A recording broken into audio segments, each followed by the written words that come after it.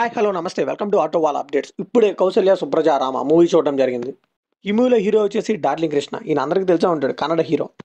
ఈ మూవీ ఎప్పుడో 2023లో అండి కన్నడలో రిలీజ్ అయింది. ఇప్పుడైతే వీటీవీలో తెలుగులో కూడా స్ట్రీమ్ చేస్తున్నారు. మరి ఈ మూవీ ఎలా ఉంది, అసలు ఈ వీకెండ్కి ట్రై చేయొచ్చా లేదా అని ఇండెప్త్ తెలుగులో మాట్లాడుకుందాం. ఈ మూవీ బేసిక్ స్టోరీలో వచ్చేసి రామ్ అనే అబ్బాయి వాళ్ళ నాన్నగారు వాళ్ళ ట్రెడిషన్స్ వల్ల, ఓల్డ్ ఫ్యాషన్స్ వల్ల చిన్నప్పటి నుంచి అవన్నీ వింటూ పెరుగుతాడు. దీనివల్ల తను ఎప్పుడు కూడా మెన్ ఎప్పుడు ఉమెన్స్ కంటే చాలా ఎక్కువ అన్నట్టు చుట్టుపక్కల వాళ్ళతో బ్యాడ్గా బిహేవ్ చేస్తూ ఉంటాడు. ఇలా జరుగుతుండగా హీరో అయితే హీరోయిన్తో లవ్లో పడతాడు. ఆ తర్వాత ఏం జరిగింది ఇదంతా తెలియాలంటే ఈ మూవీ ట్రై చేయాల్సిందే. ఈ మూవీలో పాజిటివ్ విషయానికి వస్తే బిగ్గెస్ట్ పాజిటివ్ ఈ మూవీస్లో యాక్టర్ పర్ఫార్మెన్స్ అండి. ఎస్పెషల్లీ డార్లింగ్ కృష్ణ గారు ఆయన బిహేవ్ చేసే విధానం అదంతా స్క్రీన్ మీద చూస్తే మనకైతే వీటవడరా బాబు పెద్ద సైకోలా ఉన్నాడు అనిపిస్తుంది. ఇక కౌశల్య గారు చేసిన సుధా గారి క్యారెక్టర్ కానీ అది కూడా చాలా బాగా చేశారు, అవుట్ స్టాండింగ్ అని చెప్పాలి. ఎస్పెషల్లీ ఇంటర్వెల్ తర్వాత ఒక సీన్ ఉంటుందండి, హీరో హీరోయిన్ మధ్య అండర్స్టాండింగ్ కుదిరే సీన్. అదైతే one of the best scene in movie అని చెప్పొచ్చు. సో చిన్నప్పటి నుంచి ఆ ట్రెడిషన్స్ని, ఆ ఓల్డ్ ఫ్యాషన్స్ని ఒక అబ్బాయి మీద బాగా రుద్దితే ఆ అబ్బాయి ఎలా ఉంటాడని రాసుకున్న సీన్స్ కానీ ఆ క్యారెక్టర్ కానీ చాలా బాగుంది.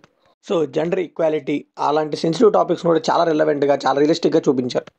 ఇన్ఫ్యాక్ట్ కొన్ని సీన్స్ అయితే మనకు చాలా థాట్ ప్రొవోకింగ్గా మనల్ని కూర్చొని ఆలోచింపజేసేలా కనిపిస్తాయి.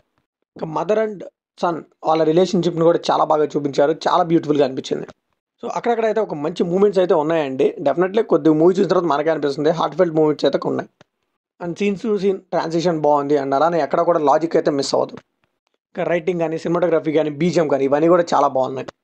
ఈ మూవీలో నెగిటివ్ విషయానికి వస్తే ప్రిడిక్టబుల్ స్టోరీ అండి. లాస్ట్గా ఏమైపోతుందో మనకు ముందే తెలుస్తుంది అండ్ అలానే నెక్స్ట్ సీన్ ఏమొస్తుందో కూడా మనం ఈజీగా గెస్ చేసేలా ఉంటుంది.